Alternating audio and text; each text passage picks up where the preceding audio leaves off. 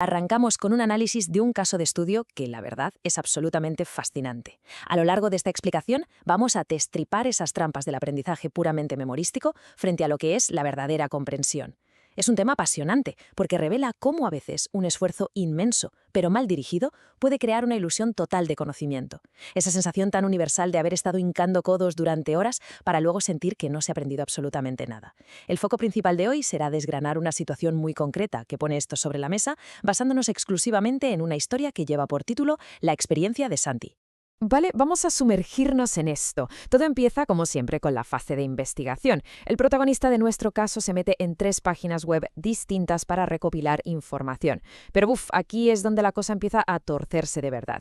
Su concepto de organización es, digamos, bastante defectuoso. En lugar de procesar, analizar o masticar un poco la información de esas 3 fuentes, el método se limita a crear una estructura visual súper básica. Básicamente planta un recuadro enorme arriba para el título general y a partir de ahí tira unas cuantas líneas o ramas. No hay ningún tipo de procesamiento cognitivo real, es solo un reparto del espacio en la página. Literalmente es como comprarse unas cajas preciosas y carísimas para organizar una habitación, pero dejarlas completamente vacías en el medio del cuarto. Así que el flujo de trabajo se reduce a un proceso de 3 pasos increíblemente mecánico. Atentos. Paso 1, crear el recuadro del título. Paso 2, trazar las ramas principales. Y paso 3, el clásico copiar y pegar párrafos enteros directamente en esos recuadros. Pim pam pum. Es un método rapidísimo, sí, pero también profundamente superficial. Al automatizar las cosas de esta manera, se elimina de un plumazo la necesidad de leer de forma crítica. En el fondo, es solo una tarea de mover palabras del punto A al punto B, casi como un robot en una cadena de montaje, sin que la mente pase ni un segundo procesando lo que está moviendo. Y el resultado de este proceso express se divide en 3 ramas específicas para el mapa mental: anemia, consecuencias y síntomas. A ver, hay que reconocer que a simple vista la cosa pinta bien, parece tener un orden lógico e impecable, ¿verdad? Cubre qué es el problema, qué lo causa y cómo se manifiesta. Pero ¿qué está pasando realmente bajo el capó? Pues que esta apariencia tan estructurada es sumamente engañosa. Crea una ilusión de organización súper peligrosa.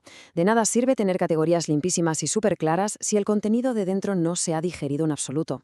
La carrocería parece de un coche de carreras, pero si abres el capó te das cuenta de que el motor brilla por su ausencia. Falta la base del aprendizaje real. Ahora, lo que es realmente interesante de esta diapositiva es este número, el 60. Y no es un número aleatorio sacado de la manga. Representa la cantidad exacta de palabras que fueron copiadas directamente de la Wikipedia y pegadas tal cual, sin cambiar ni una coma, en el primer recuadro, el de la rama de anemia. 60 palabras pueden no parecer gran cosa en un texto normal, pero en el contexto de un mapa conceptual, ojo que por definición esto debería basarse en palabras clave e ideas masticadas, 60 palabras ahí metidas es una barbaridad, es una cantidad masiva, demuestra clarísimamente que no hubo ni el más mínimo intento de resumir o sacar la esencia del concepto. Fue un trasplante de texto literal, puro y duro. Y claro, el error metodológico no se quedó solo en la primera rama. ¿Qué va? El proceso de copiar y pegar se repitió metódicamente, como un reloj, para todos los demás temas. ¿El resultado? Pues unos bloques de texto densísimos que apenas caben dentro de los recuadros. O sea, en lugar de usar el diagrama como una herramienta genial para destilar ideas complejas y hacerlas más fáciles de entender, el mapa se convirtió en una especie de trastero sobrecargado. La función original del esquema visual, que es facilitar la comprensión simplificando las cosas, se esfumó por completo, quedó enterrada bajo una auténtica avalancha de texto sin procesar. Todo esto nos lleva de cabeza a la fase final de preparación, que ilustra un choque brutal que vemos muchísimo a la hora de estudiar. Por un lado, la opción que se eligió, memorizar palabra por palabra esos inmensos bloques de texto que se habían pegado antes. Por otro lado, la gran ausente en esta historia, comprender realmente el material. Al elegir memorizar como un loro, en lugar de entender de verdad, se está preparando el terreno para un desastre. Todo el éxito pasa a depender de recordar el orden exacto de las palabras, no de pillar el significado. Y así, habiendo montado un castillo de naipes mental súper frágil, basado solo en la memoria a corto plazo, se va acercando, tic-tac, el momento de la verdad, el temido día de la exposición. Llega por fin el día de la presentación. Y la secuencia de eventos es muy reveladora. Primero, el mapa mental se proyecta en grande frente a toda la clase. Segundo, durante la exposición, el contacto visual con los compañeros es nulo, absolutamente inexistente. Toda la atención está clavada de forma obsesiva, única y exclusivamente en la pantalla. Y tercero, arranca la recitación exacta de lo que está escrito.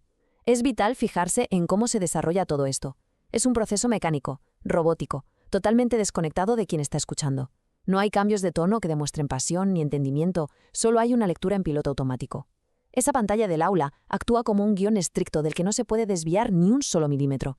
Claro, lo que el público está viendo en esa pantalla es un esquema visualmente pesadísimo, una auténtica pared de letras capaz de darle dolor de cabeza a cualquiera. Y la verdad es que esta imagen encierra una ironía dramática brutal. Porque, por un lado, tenemos una carga visual tremenda, un esquema plagado de detalles que grita a los cuatro vientos: mirad cuánto he investigado, cuánto esfuerzo y cuánto domino el tema. Pero, por otro lado, sabemos que el entendimiento real detrás de esa inmensa muralla de texto está completamente hueco. Hay un abismo, una desconexión total y absoluta entre la inmensidad de lo que se proyecta gráficamente y lo que de verdad se ha asimilado en la cabeza. Y al terminar esta recitación milimétrica, llega ese momento de interacción, de poner a prueba lo que de verdad se sabe. Y esto ilustra de manera brillante lo verdaderamente frágil que es este método de estudio. El profesor interviene y lanza una pregunta súper sencilla, directa y fundamental sobre el tema que se acaba de exponer.